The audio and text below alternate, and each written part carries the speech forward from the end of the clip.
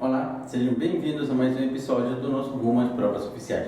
E como a gente vem tratando nos últimos episódios, o episódio de hoje ainda trabalhamos a parte de função polinomial, que a gente já está começando a trabalhar. Tudo sobre estudo sinal, função par, ímpar, esses assuntos que costumam ser cobrados na sua prova. A gente ainda não chegou naquelas funções tipo exponencial, log, modular, mas de repente a gente já está chegando nos exercícios que começam a trabalhar esse tipo de assunto.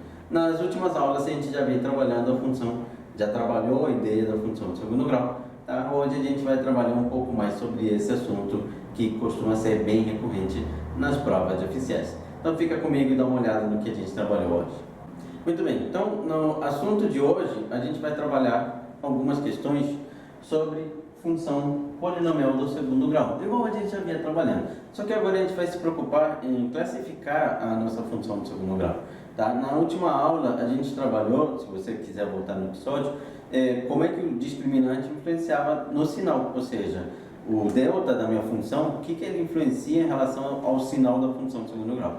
Hoje a gente vai trabalhar a seguinte ideia: considere a função real f de x igual a x ao cubo menos 2x quadrado mais 5x para cada x real. Sobre essa função, qual das afirmações abaixo é verdadeira? Vou colocar cada uma por separado para a gente poder estudar ela, porque lembra que aqui o objetivo é abordar a questão e o assunto que ela trabalha, para você ser capaz de resolver na hora da prova. Então, letra A, f de x é uma função dita par, ou seja, o que é uma função par? É o primeiro que eu preciso lembrar. Lembra que quando trabalhamos função em relação à simetria da minha função, a função é considerada par quando ela é simétrica em relação ao eixo y, ou seja, simetria é o lado direito do Nelson é igual ao lado esquerdo do Nelson se eu cortar ele por um eixo de simetria. É basicamente essa a ideia. Um outro exemplo que você pode abordar é que se eu coloco um exemplo bem no meio de mim, isso aí ficou legal, você olhando daqui ainda consegue me enxergar, olhando daqui ainda consegue me enxergar por completo. Ou seja, eu sou simétrico. Basicamente isso que a gente trabalha sobre simetria. A minha função ela é par quando ela for simétrica em relação ao eixo y, ou seja, quando cada f de x que eu calcular for igual ao f de menos x. Se você calcula o f de 2, tem que te dar o mesmo resultado que o f de menos 2. Basicamente essa é a ideia. Então a minha função é essa daqui, ó. F de x igual a x ao cubo, vou escrever ela aqui, x ao cubo menos 2x quadrado mais 5x, que é uma função polinomial do terceiro grau. Você pode pensar comigo, Nelson, a gente costuma trabalhar mais funções até do segundo grau. Funções do terceiro e assim por diante, elas costumam sim cair em provas oficiais, então é interessante você conhecer esses conceitos também. Ou seja, se você aplica para uma do segundo grau, é possível a gente trabalhar com uma do terceiro grau sem problema nenhum. Como? Se ela é par, só me interessa que, se eu substituir por 2, me deu o mesmo resultado que se eu substituir por menos 2. Então, eu vou direto. Quanto é que vai valer f de 2? f de 2 vai ser 2 ao cubo, menos 2 vezes 2 ao quadrado, mais 5 vezes 2, que vai me dar o quê?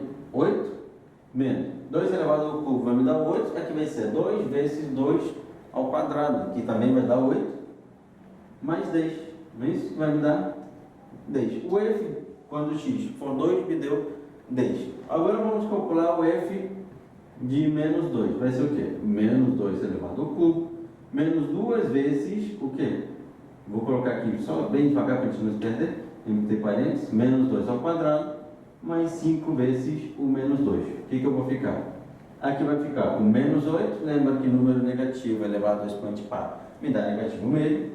Aqui menos 2 vezes 4, que vai me dar 8, e aqui menos de novo, menos 10. Isso aqui vai me dar menos 26. Se o resultado não foi o mesmo, eu posso garantir o quê? Que minha função não é par. Então a função é par? Não. Ela não será par. Toma muito cuidado que eu dizer que minha função não é par, não garante nada em relação à função ser ímpar. São conceitos diferentes. Mesma ideia quando você trabalha a função injetória, bijetória e sobrejetória. São conceitos diferentes que você tem que avaliar um a um. Então, na letra A, ele me garantia que a função era par e ela não é. Então, já que eu quero a alternativa correta, vamos passar agora para a letra B. Ok, vamos agora para a nossa letra B. Olha bem o que ele está dizendo. f de x é ímpar. Acabei de comentar que se a minha função é par, ela não vai excluir a ideia de que a função possa ser ímpar também. Exato, existem funções que são pares e ímpares ao mesmo tempo. Funções não, que eu conheça, existe apenas uma. Beleza, então, se eu já garanti na letra A que minha função não é par, eu posso garantir que ela é ímpar? Não, eu tenho que fazer a mesma análise para verificar se a minha função é ou não uma função ímpar. No caso, a minha função será ímpar quando ela for simétrica em relação à origem. A função é par quando ela for simétrica em relação ao eixo y. Então, dessa vez, a simetria dela vai ser escrita da seguinte forma: f de x, f de menos x, desculpa, tá? Vou até corrigir aqui para não ficar tão grudado. Deixa eu deixar bonitinho aqui. F de menos x terá que ser igual a menos o f de x. O que eu acabei de escrever, Nelson? Parece meio grego, mas não é não. Que se eu calcular o f de 2, por exemplo, e calcular o f de menos 2, tem que me dar resultados simétricos, resultados com sinal trocado. Ou seja, se eu calculei o f de 2 e me deu 10, tá? E eu calculei o f de menos 2 e me deu menos 26, a gente acabou de fazer esse cálculo, teria que me dar com sinal trocado para garantir que minha função é ímpar. Só recapitulando, eu fiz agora há pouco o f de 2 e eu substituí aqui tudo que era x por 2 e me deu 10. E aí a gente calculou o f de menos 2, que também acabamos de fazer essa conta, e me deu menos 26. Para a minha função ser ímpar, eu preciso que tivesse me dado o mesmo resultado, só que com sinais trocados. O mesmo resultado ficou um pouco estranho, né? Que tivesse me dado o resultado, tá? Com sinais trocados. Se aqui fosse 10, aqui fosse menos 10. O que não aconteceu. Então, a minha função, ela é ímpar? Não. Ela não será ímpar. Porque quando eu calculo o f de 2, o f de menos 2 me deu resultados completamente diferentes e não resultados que a gente diz opostos ou simétricos, tá? Então, ou seja, 10 e menos 10 era para ser o resultado para que minha função fosse ímpar. Beleza. Aí agora você quer uma dica, né? Vamos trabalhar uma dica mais interessante para você relembrar como é que eu ensinei naquela aula de função par e ímpar do Matemática do Zero, se minha função é ou não uma função par ou ímpar, sem precisar fazer conta nenhuma. Quando eu trabalho com funções polinomiais, por exemplo, uma função do terceiro grau, eu vou garantir que minha função vai ser par se todos os expoentes do x forem números pares. Confere comigo. 3, 2 e 1. Não são todos números pares. Então você já garante que ela não é par. Segundo detalhe, eu ensinei que uma função ela é ímpar se todos os expoentes do x forem ímpares. O que também não acontece aqui. Então ela também não vai ser ímpar. Mas lembre-se que eu dei essa dica somente para funções polinomiais. Se forem funções quocientes, tá? Você vai precisar trabalhar com essa regrinha aqui da simetria em relação à origem ou em relação ao eixo y. Portanto, por essa dica eu já poderia ter garantido somente olhando o enunciado. Não tem tudo par, não tem tudo ímpar, a função não vai ser nem par nem ímpar. Vamos agora então para a letra C. Ok, analisa comigo então agora a letra C. F de x é maior ou igual do que zero para todo x real? Eu estou fazendo o estudo sinal da minha função. Se você reparar, só com aqueles dois valores que eu substituí lá na letra A, eu já poderia eliminar todas as alternativas erradas da minha questão. Por quê? Porque quando a gente calculou o f de 2, me deu 10. Lembra disso? A gente fez esse cálculo na letra A. E quando calculamos o f de menos 2, me deu menos 26. Ou seja, só pela minha letra A já poderia garantir que a letra C está incorreta. Por quê? Porque aqui ele diz que o resultado, que é o f de x representa sempre o resultado é sempre positivo, não importa o valor do x que você substitua. E se você reparar, quando eu substituí por menos 2, me deu um resultado negativo. A letra C estaria incorreta. Olhando a letra D, eu faço a mesma análise, onde f de x é menor ou igual do que zero para todo x real. Novamente, eu tenho uma função e dessa vez ela é negativa, não importa o valor de x que você substitua. O que é mentira, porque quando eu substituí por 2, me deu 10, ou seja, um resultado positivo. Então, de fato, também estaria incorreta a minha letra D. Portanto, o único gabarito possível estaria na letra E, onde diz que f de x, o resultado, tem o mesmo sinal do x para todo x diferente de zero. Como é que eu poderia analisar isso para caso não tivesse ficado claro a letra A ou B, eu tivesse partido por ela? Lembra que para eu poder analisar o sinal de uma função polinomial do terceiro grau, eu precisaria calcular as raízes, tá? Todas as raízes reais. Uma função polinomial do terceiro grau, ela pode ter uma ou três raízes reais, vai depender. Então eu teria que calcular essas raízes, tá? No caso, já que ela é incompleta, tá, no termo independente, que aqui é o D, a gente não tem o termo independente, eu posso trabalhar com o algebraico. Como assim, Nelson? Eu posso pegar minha função f de x, que é x ao cubo, menos 2x ao quadrado, mais 5x, é uma função do terceiro grau, onde tem x em todos os termos. Ou seja, eu posso colocar o x em evidência. Colocando x em evidência, vai ficar o quê? X ao quadrado, menos 2x, mais 5, que é uma inequação produto. Peraí, como assim, Nelson? Inequação porque a gente está estudando o sinal, lembra disso.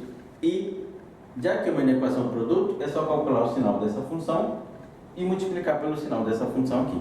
Mas para eu poder fazer isso, que eu acabei de escrever, esse estudo sinal, eu precisaria perceber o seguinte: essa função do segundo grau, em relação ao que a gente viu na última aula, se eu calcular o delta dela, vai me dar o delta negativo. Quando eu tenho delta negativo, eu garanto que eu não tenho raiz real. E se eu não possuo raiz real, quer dizer que a função ela tem o mesmo sinal do A para qualquer valor de x. Esse delta, quando a gente for calcular, vai me dar o quê? 4 ao quadrado, que dá 16, menos 5 vezes 4, que é 20, ou seja, 16 menos 20 dá menos 4, vai me dar um delta negativo. Delta negativo me garante que a função tem o mesmo sinal de x, tá? Tem o mesmo sinal de A para todo x. Então, o sinal dessa função não vai influenciar, que vai ser sempre positivo, vai me dar um resultado sempre positivo. Porém, essa função, se o x for positivo, vai me dar positivo. Se o x for negativo, vai me dar o quê? Negativo. Então, o sinal da função depende do x. Aqui. Se o x, esse cara, for positivo, o resultado será positivo. Se for negativo, o resultado será negativo. Lembra da letra A? A gente já tinha afirmado isso. Ó, 2 positivo, o resultado deu 10 positivo. Menos 2 negativo, o resultado deu menos 26 negativo. Letra E seria a alternativa correta para essa questão. Ok, dá uma olhada nessa questão número 2 agora. Considere o trinômio y igual a x quadrado mais 2a menos 1x mais a ao quadrado, assinado, dentre as condições abaixo, a que torna o trinômio sempre positivo. E lembrando, acabei de mostrar a ideia, eu enunciei novamente essa ideia de que na letra E, se eu tenho uma função de segundo grau e o delta dele for negativo, eu vou manter sempre o mesmo sinal do meu A. Ou seja, se eu tenho uma função do segundo grau e o quê? E eu quero que essa função tenha sempre o mesmo sinal do A, ou seja sempre positivo, eu vou precisar que essa função ela tenha o quê? Tem o delta negativo. No caso aqui, qual é o delta dessa função? Delta vai ser igual a b ao quadrado. Lembra que identificamos o A como que acompanha x quadrado, o B que acompanha o x e o C que não acompanha x algum. No caso, o A ao quadrado. Meu delta vai ser aqui, b elevado ao quadrado 2a menos 1 elevado ao quadrado menos 4 vezes o A, que é 1 meio, vezes o C, que é A ao quadrado. E eu vou precisar que esse delta da minha função ele seja negativo, para que eu tenha sempre o mesmo sinal do A. Se o delta é negativo, eu tenho sempre o mesmo sinal do A. Isso aqui é um binômio, então eu vou expandir aquele binômio. É um trinômio do quadrado perfeito, que a gente chama. Então é 2a ao quadrado, que vai me dar 4a elevado ao quadrado, menos 2 vezes 2a, que vai me dar 4a, vezes 1, não influencia, mais 1 elevado ao quadrado, menos 4 vezes 1 vezes a ao quadrado, que vai me dar 4a elevado ao quadrado mesmo. Esses dois aqui vai cortar, então o delta da minha função é menos 4a mais 1 ao quadrado. E eu preciso que esse delta ele seja um número menor do que zero, ou seja, eu vou precisar que menos 4A seja menor, aqui eu vou tirar, porque 1 ao quadrado dá 1, nem estou na necessidade de colocar, seja menor que menos 1, vou multiplicar por menos 1, 4A terá que ser maior que o número 1, portanto, o meu A terá que ser maior que 1 quarto. Você está vendo que essa ideia de função de segundo grau, tá? Conhecer aqueles detalhes fundamentais em relação ao delta e aos parâmetros A, B e C, me ajuda a resolver inúmeras questões sobre esse assunto. Então, olha só, eu já cheguei ao resultado correto. O resultado correto para essa questão é o A maior do que 1 quarto. Para ter o mesmo sinal, o delta tem que ser negativo. Bem, então agora dá uma olhada nessa questão número 3. Se na equação 2x² mais mx menos 1, tudo igual a zero, onde m é raiz real, eu tenho m real, que a soma das raízes é igual ao produto delas, determina o conjunto de solução. Algo que a gente ainda não trabalhou sobre a minha função polinomial de segundo grau é que a soma é dada como menos b sobre a e o produto é dado como c sobre a. Então, vamos trabalhar uma questão sobre isso. Aqui ele me garante que a soma das raízes é igual ao produto delas. E eu preciso lembrar, deixa eu passar para esse lado, que a soma das raízes ela é dada como menos b sobre a, uma função polinomial do segundo grau, e o produto delas é dado como c sobre a. Nesse caso, eu vou poder garantir que menos b sobre a tem que ser igual a c sobre a. Ou seja, eu preciso garantir que menos b seja igual a c, ou b seja igual a menos c. Tanto faz. Tá? Olha só, já cheguei a uma relação. Então, lembrando que meu A é quem acompanha x², o meu A aqui. Meu B é quem acompanha o x. E meu C é quem não acompanha x nenhum. Ou seja, meu B vale m. O que eu cheguei? Que menos m tem que ser igual ao valor do C, que é menos 1. Ou seja, o m tem que ser igual a 1. Já cheguei ao valor daquele m. Qual é a função que eu tenho? Eu tenho que 2x² mais mx menos 1 tem que ser igual a zero. Essa é a função que a gente tinha. E o m vale 1, ou seja, 2x² mais x menos 1 tem que ser igual a zero. Já encontrei a minha função polinomial de segundo grau. Agora é só calcular as minhas raízes. E eu vou relembrar como é que a gente calcula daquele jeito padrão básico, que é fazer por delta e básica. É como eu costumo trabalhar quando A é diferente de 1, para a gente poder calcular com mais facilidade, não acabar se complicando. Tem um macetinho, sim, tem como a gente calcula a minha soma em raízes quando A não é 1, mas eu vou calcular dessa vez por delta e básica. Então vai ser o quê? Delta igual a b ao quadrado, que vale 1, menos 4 vezes o A, que é menos 1, vezes o C, que vale 2. Delta vai ser igual a 1, menos com menos me dá mais, 4 vezes 2 dá 8, eu vou encontrar o delta valendo 9. Perfeito, já encontrei o delta. Aí agora é só fazer básica, ou seja, daqui eu garanto o quê? Que x é igual a menos b, b vale 1, mais ou menos a raiz do delta, que é 3, tudo dividido por 2 vezes o a, que é 2, vai me dar 4. Vou encontrar quais valores? A primeira raiz que a gente vai encontrar vai ser menos 1 mais 3, que me dá 2, dividido para 4, ou seja, meio, foi a primeira raiz que a gente encontrou. 2 quartos é a mesma coisa que meio. A segunda, menos 1 menos 3, que me dá menos 4, dividido para 4, vai me dar menos 1. Encontrei as raízes, e nada mais seria do que o conjunto de solução da minha equação. No caso, é uma função polinomial de segundo grau. Ela não precisa de prova real. Quais são as funções que precisariam de prova real?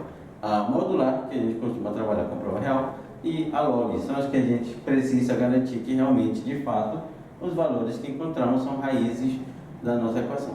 Ok, vamos agora para a questão número 3. Já que introduzimos essa ideia de soma e produto, dá uma olhada numa questão que a gente pode se beneficiar dessa ideia da soma e produto sendo menos b sobre a e c sobre a. Se o conjunto de solução da equação x menos 1 dividido por x² mais ax mais b, tudo maior ou igual do que zero, e esse intervalo, então o valor de a mais b é igual a... Ok, vamos lá bem devagar para a gente não se perder.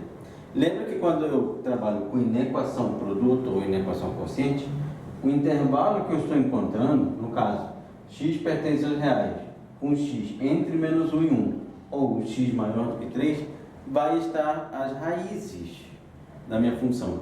Ou seja, basicamente os valores que vão ser lá em cima e os valores que vão ser lá embaixo. Mais importante, um detalhe aqui que você pode reparar, é que quando eu escrevo essa definição, as raízes de baixo, essa definição, desculpa, esse conjunto de solução, as raízes que estão aqui embaixo, elas não podem fazer parte da minha solução. Por que, Nelson? Por que elas não vão poder fazer parte da minha solução? Porque lembra que quando a gente trabalha o domínio de uma função, o denominador ele não pode ser zero. Ou seja, eu não consigo dividir por zero. Tá? Então, já que o denominador não pode ser zero, o que eu posso garantir aqui? Que os valores que não entram, tá? Ou seja, que não vão ser menores ou iguais ou maiores ou iguais, que ele poderia ser igual a zero, tá? Esses valores vão ser as raízes da função que está aqui embaixo. Olha só, aqui eu tenho menos 1 menor do que x menor ou igual do que 1. O intervalo que vai definir o conjunto de solução está sempre entre as raízes, ou seja, as raízes que definem esse intervalo.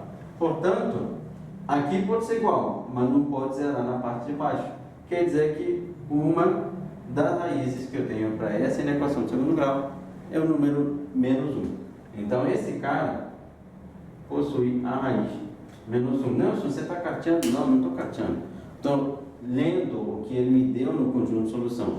Essa leitura é muito importante até para na hora de você marcar a alternativa, para você não acabar errando, para você lembrar que embaixo não pode zerar. Se não pode zerar, eu tenho que pegar aquela que é menor.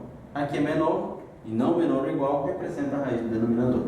Ou seja, aqui o x é maior do que 3. Olha a outra raiz. A outra raiz é o número 3. Isso quer dizer para mim que eu já encontrei as duas raízes dessa função de segundo grau, que ela é x² mais ax mais b, onde as raízes vão ser menos 1 e 3. Essas serão as raízes da minha função de segundo grau. Eu cheguei a essa conclusão simplesmente compreendendo o que ele me deu no conjunto de solução. Então é importante a gente compreender sim, de fato, o que está escrito no enunciado. Tá? Então, x menos 1, a raiz que vai zerar aqui o número 1, menor ou igual a 1, então pode zerar, pode ser igual a 1, mas o denominador não pode zerar. Então as raízes do denominador, elas não entram. Fica somente maior ou menor. Elas não vão entrar. No caso, já tenho as raízes e eu preciso lembrar que a soma das raízes vai ser menos b sobre a. Aqui essa nomenclatura de a, b e c acaba te confundindo um pouco, então faz bem devagar. A soma é igual a menos o b, quem está no lugar do b é aquele azinho, dividido por a. Menos a dividido por 1. E a minha soma vai ser isso somado com isso, ou seja, menos 1 somado com 3, ou seja, menos a tem que ser igual a 2, portanto o a vai ter que ser igual a menos 2. Multipliquei por menos 1. Ok, já encontrei o a, falta o b. E o b está no lugar de quem na verdade seria o parâmetro c, ou seja, eu tenho que o produto da raiz ser dado como c, que quem está lá no lugar é o b, sobre a. C sobre a. Isso é igual ao produto entre menos 1 e 3. Ou seja, o b vale menos 3. Achei o b também. Quanto vai valer a mais b, que eu cliquei? Isso, somado com isso, vai me dar menos 5. Eu cheguei ao resultado que ele queria. Uma questãozinha da prova das PCs. Isso aqui posso até comentar, onde eu posso trabalhar de maneira mais fácil e mais direta pela soma da raiz da minha função do segundo grau. E você viu que a leitura do enunciado me ajudou a chegar no resultado correto. Muito bem, vamos para a nossa última questão da partezinha de função que estamos trabalhando nessa aula de hoje. Considere as funções de domínio f sendo menos x² mais 6x menos 5 e g 5k menos k ao quadrado, onde k é uma constante real. Os gráficos de f e g se interceptam em um único ponto. Se o módulo da diferença, aí vem para cá, entre os valores de k for ok. Vamos lá. Coisas importantes que você tem que reparar no seu enunciado logo de cara. F e G se interceptam em um único ponto. Beleza. Então quer dizer que quando f de x for igual a g de x, eu tenho que encontrar um único resultado. Quando eu digo um único resultado, é que se eu estiver trabalhando com a função do primeiro grau, tá? É que me dê um único valor. Se eu trabalho com a função do segundo grau, é que o delta seja igual a zero. Me dê dois valores, mas os dois sejam iguais. Basicamente o quê? Que o conjunto solução da minha função tem apenas um único elemento. Beleza. F de x é menos x quadrado. Vou colocar aqui, ó. Mais 6x menos 5. E a g de x é quem? É 5k menos k ao quadrado.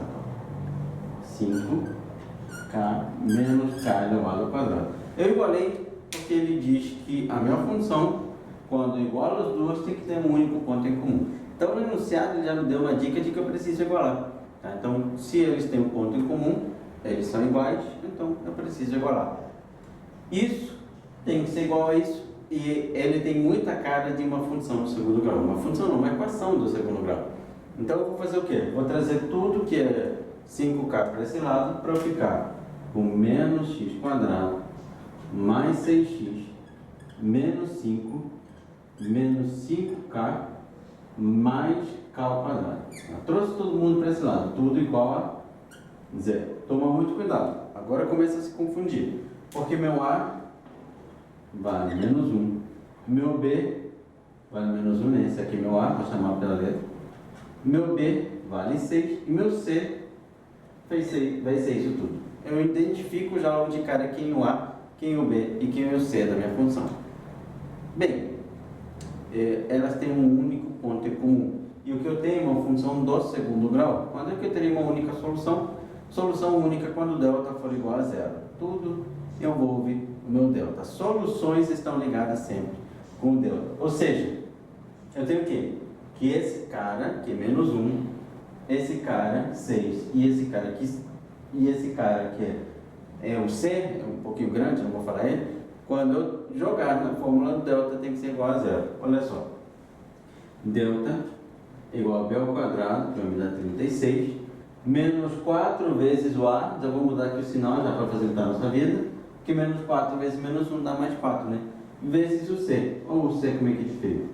Menos 5, menos 5k, mais k ao quadrado. E eu vou ficar com 36, vou multiplicar aqui, menos 20, ó, porque 4 vezes menos 5 dá menos 20, 4 vezes menos 5k vai me dar menos 20k, mais 4k ao quadrado, tudo tem que ser igual a zero. Por que eu estou igualando a zero? E lembrando, estou igualando a zero por quê? Basicamente porque o delta tem que ter, a minha função, desculpa, tem que ter uma única solução. Delta tem que valer zero. Então vou organizar 4k ao quadrado menos 20k e 36 menos 20 vai me dar mais 16, tem que ser tudo igual a zero. Vou dividir tudo por 4, tá? Vou ficar com k ao quadrado, vai me dar menos 5k mais 4, tem que ser tudo igual a zero. Essa será a minha função do segundo grau. Então, o que eu encontrei? Eu encontrei k ao quadrado, né? Dividir por 4, menos 5, mais 4, tudo igual a zero. Beleza. Não, eu já encontrei o k. Aí agora eu preciso fazer o quê? Eu preciso fazer o delta embaixo, que é para encontrar raízes. Então vai ser quem? Eu vou encontrar o seguinte. Deixa eu ver. Puxa aqui para cima. Meu delta vai ser o quê? Vai ser b ao quadrado. Delta vai ser igual a 25, não é isso? B ao quadrado vale 25. Menos 4 vezes 1 vezes o C. Ou seja, vai me dar menos 4 vezes 1 vezes 4. Vou encontrar que o delta vai ser 25. Menos 16, o delta vai valer 9. Beleza, o delta me deu 9. Olha só, é um pouco confuso, eu sei, porque geralmente eu estou calculando delta igual a zero e me dá um novo delta, tá? Separa por etapas, para você não se confundir. Como assim separa por etapas? Essa função, essa equação do segundo grau, ela tem que ter delta igual a zero. Agora, quando eu determinei, eu calculei o delta igual a zero, eu caí numa nova equação do segundo grau. O delta de uma, tá, não necessariamente vai me dar o mesmo valor do que a outra. O delta dessa daqui tem que ser zero. De fato, a gente precisa aquele zero. Porém, quando eu calculei o delta desse nosso amigo aqui, tá, ele não necessariamente tem que zerar. Tanto que deu 9 para a gente. Porque existe valor de k. Então, e ele pode ser diferente. Delta maior que zero, duas raízes reais diferente. Então eu posso encontrar dois valores de K para que isso aqui zere e assim as duas tenham um único ponto em comum. Vamos ver aqui que a gente vai encontrar para o delta básico. X igual a menos B, cadê o nosso B? Está aqui, né? Vai ser 5 mais ou menos a raiz do delta, meu delta me deu 9, a raiz é 3, não é isso? Tudo dividido por quê? Por 2 vezes o A. E aqui, quando a gente dividiu tudo por 4, né? Então encontramos o A valendo 1. Então 2 vezes 1 dá 10. O que eu vou encontrar? X vai ser igual a 5 mais 3, que me dá 8, dividido por 2, que dá 4. Eu vou encontrar a primeira raiz, vou trocar, tá?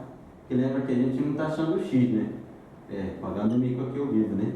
Eu estou achando o valor de K, né, Nelson? Não o X. É 5 mais 3, que me dá 8, dividido por 2, que dá 4. E o outro K vai ser 5 menos 3, que me dá 2, dividido por 2, que vai dar 1. Encontrei os dois valores de K. E o que ele quer? Ele quer o módulo da diferença entre os valores de K. O módulo da diferença, eu vou calcular a diferença entre esses valores e coloco dentro do módulo. Ou seja, vai ser um módulo de 4 menos 1, que vai ser um módulo de 3, que vai ser 3 mesmo. 3 seria a resposta que ele quer. O módulo da diferença dos valores de K, para que o delta dessa função, dessa equação, seja zero, eu tenho uma única solução, um único ponto em comum. Então tudo vai fazendo sentido, um vai conectando com o outro. E com isso chegamos ao final de mais um episódio do nosso projeto Rumo às Provas Oficiais, onde o objetivo aqui é resolver questões de provas oficiais, abordando os assuntos mais recorrentes, de maneira a te ajudar a comprovar que as questões não são impossíveis. Então, nos próximos episódios, vamos continuar trabalhando alguns assuntos de função. De repente, quem sabe já no próximo dia a gente já entre em modular. Tá tranquilo? Então, se te interessa esse assunto, não perde o próximo episódio. Eu te vejo em breve. Grande abraço a todos e bons estudos.